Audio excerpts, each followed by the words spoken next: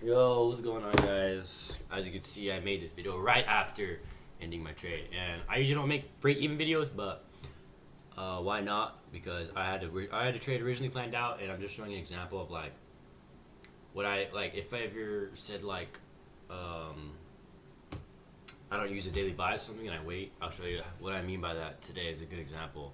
So of because I changed my bias pretty much. So coming to market open, we're above equilibrium. We're around like this zone or this area, and equilibrium is right here for this from this low to that high.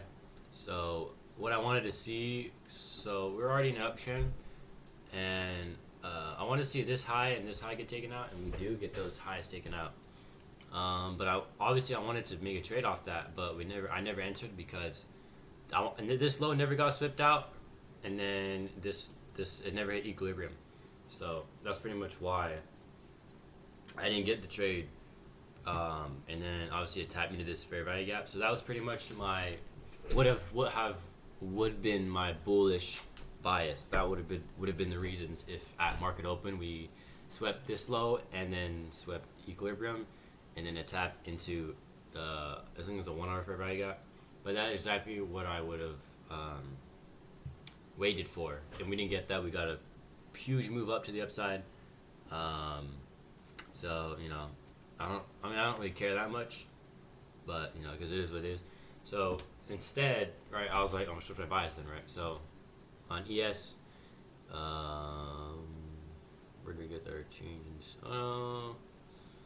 Okay, so in ES we inverse this gap, and it's with same way in Q. So I wanted to wait for a change in state, and we get it, but we get it all the way down here, obviously, or we get it all the way down here. So I put a limit order originally, limit 3. And then targeting this low, we never get it, right? So I'm like, all right, whatever then. So I look for a buy, and then the buy was right here. I'm gonna remove all the drawings, but the buy was this fair value gap that I inversed, and then this change in state, so this order block. And so the reason I use this one instead of like, I don't know, this one or something, was because this order block, this candle wicked out both of these lows. All of these lows are here, so I was like, alright, I'll just use that one. Right? It wicked out some liquidity, so I was like, I'll just use that one for my change in state of delivery.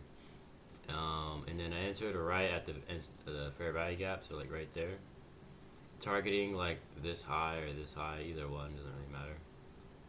And then I would have got stopped out, but I went break even because just look how bad the market started moving right as it like entered this fair value gap.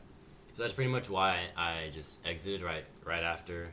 It would go up like $100 and then go down and then go up. And I was like, all right, I'll just like the next time it goes down, I'll just put my stop loss or my take profit right at break even, so that I don't lose any money. And then yeah, there.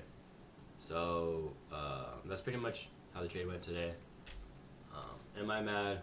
Obviously not. If you don't see your setup, you don't see your setup. You gotta have trust, right? Right. Again, I'm gonna keep dragging this shit. But look, loss. I was down 1.2K, and I'm back up to $500 profit. Even though it's not a lot, I still, I was on a big winning streak. So that's pretty much how it went today. I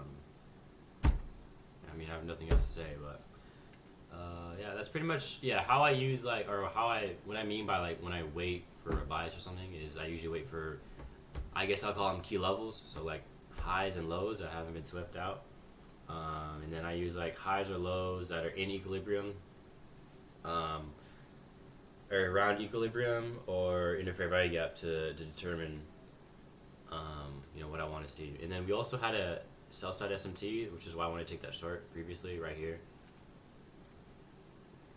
And then she never got it. So, but yeah, pretty choppy day in the markets.